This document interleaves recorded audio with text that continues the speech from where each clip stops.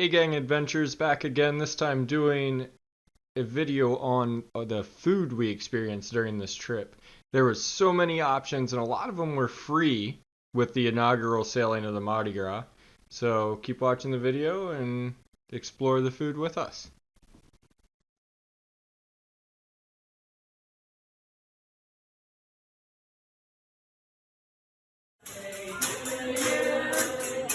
Happy birthday to you. Happy birthday, dear Bonsi. Happy birthday to you.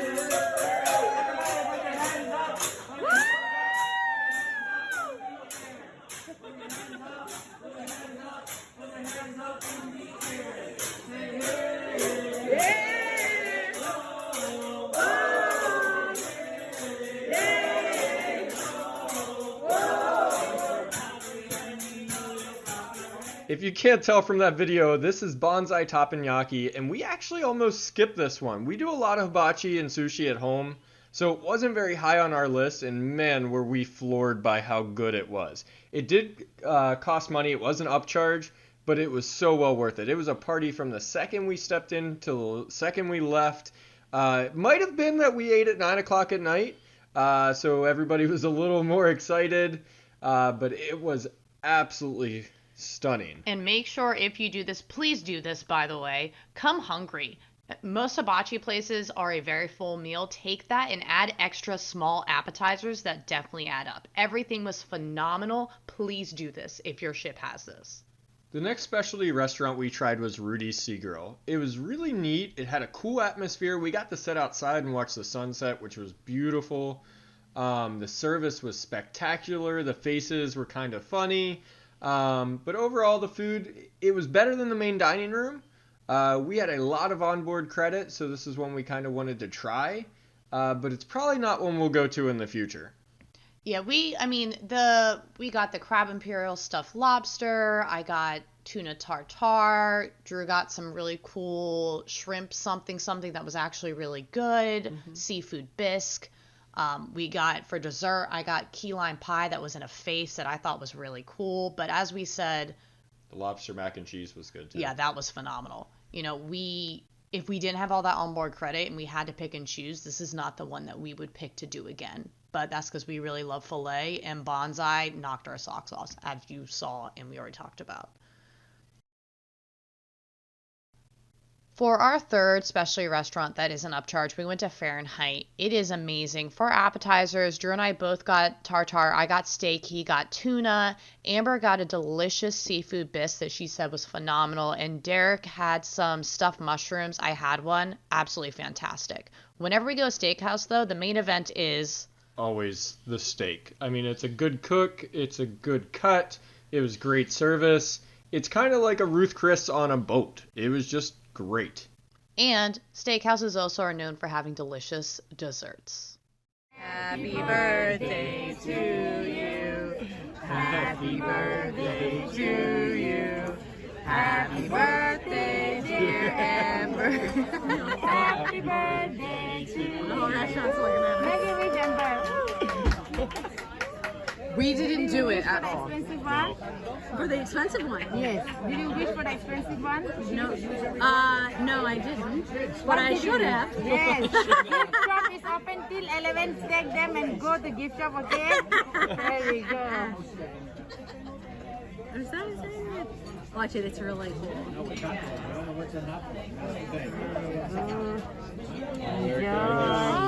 right. Thank you so much.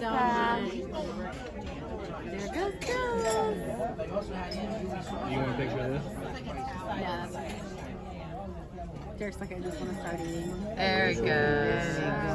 Enjoy, guys. The holes in the back. Thank you very much. I saw her come in with it.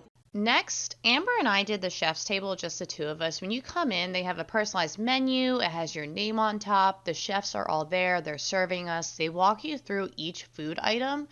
A lot of the things that they serve us are more on the scientific side, things changing colors, things turned into tiny little molecular balls that pop in your mouth. It was really cool. I don't know if I'd do it again. It is $100 to do this. So it was a really cool experience. For example, this is the shrimp and seared pork belly. It was delicious. They're all small bites. Next, we have the duck. That was so good. This is the sea bass. I wanted a whole plate of that sea bass to myself, but that portion there fits on one spoon. Then we have the lamb, which was really good. Everything was delicious.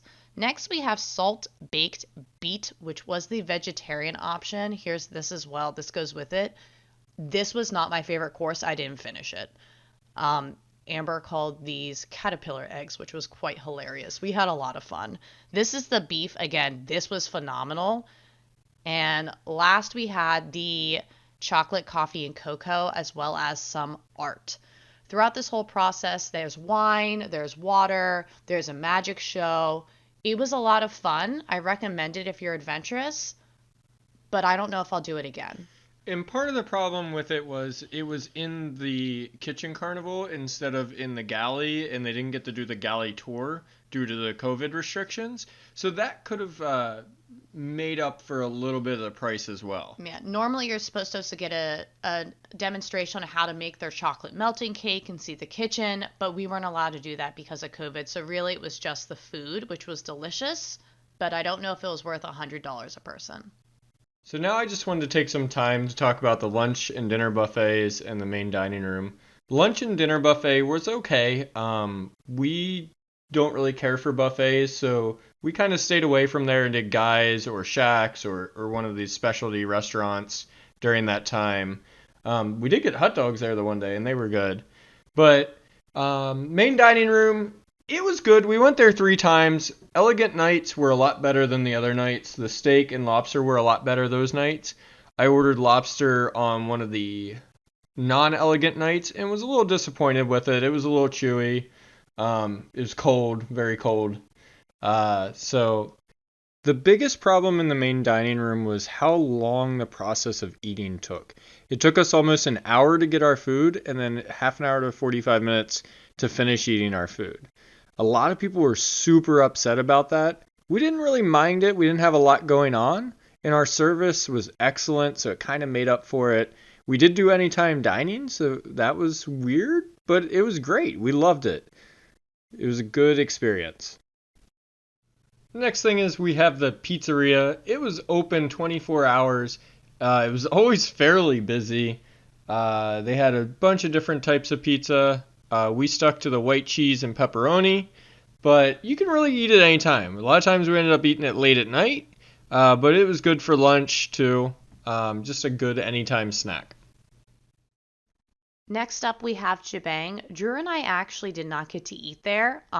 We did not like their lunch menu because Drew's a little picky. They had a make your own noodle bowl. Our friends, this is what they got. This is their chips and salsa they said was amazing. And this is their noodle bowl that they made. Their dinner menu would have worked because they had stuff for anybody, but we just ran out of dinner nights. But they said their food was fantastic. Guy's Burgers were awesome. We stopped here for lunch twice. We actually liked it so much we didn't even have time to take pictures of our food. One thing I would say is I didn't like their seasoned fries, so I asked them for no salt fries and they obliged, and it was, I think, a lot better. I think it was more like the fries used to be. So if that's something that's kind of holding you back, try that out. Next, we're going to talk about street eats. Overall, I was not very impressed. We wanted to go there as like a pre-dinner appetizer, but they were never open. They closed down at 3 or 4 o'clock. The one time I got something, it was from their fries section, and it wasn't very good. So I was a little underwhelmed. Next is Big Chicken. We ate their sandwiches for lunch. We ate their chicken tenders for lunch. Those were both very good. I tried their breakfast sandwich once, and I was not impressed at all, but I'm also a breakfast sandwich snob. So I was also very excited for their sauces. Their buffalo was just a traditional like Frank's hot sauce. It wasn't bad. But it definitely wasn't as good as Chick-fil-A, which is what we kind of heard before we got on and expected. But overall, I mean, we ate there probably twice, 3 times. Definitely worth stopping at. next is BlueIguana Cantina. It's a staple. Fresh ingredients, good breakfast burritos, good lunch options. Amber and I ate here once or twice. Drew doesn't eat this type of food, so he never got to enjoy it. But it was good and delicious. Next, we have Cantina. We stopped in here for lunch. They had the pasta bowls. Derek, Amber, and Kira liked them. I don't really like pasta, so I got pizza. It was okay.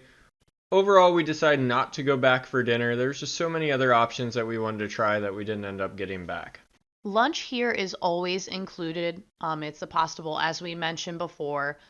Dinner, unless you're in the inaugural sailing, is an extra fee. For us, it would have been free, but as Drew said, we just ran out of dinner nights. Next up, we have Emerald's Bistro in the French Quarter. This whole area is a la carte, so it does cost extra. We tried 2 items. The first thing we tried for lunch was a bowl of red beans and rice. It was delicious, had some good kick to it, some good Creole seasonings. It was fantastic. I thoroughly enjoyed it, but I love red beans and rice. The last thing I tried was beignets. They're not on the menu, but because people rioted about it, they added it with a chalkboard sign, and let me tell you, these puppies were amazing.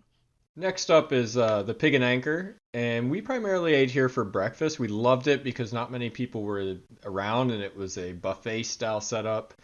It was really nice. We didn't eat here for lunch or dinner because Kira doesn't really like barbecue.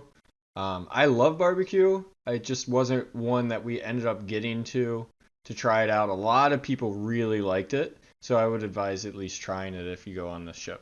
But we did go into the Heroes Lounge and enjoy some ice cream, which was right around the corner in there, so that was nice. Yeah, it was nice to get that anytime we wanted. Overall, our experience on this ship was that the food was great. I'm a very picky eater. Kira likes to eat everything and try new things, and I think both of us ended up very happy on this trip. We were never hungry, so our bellies were full and content.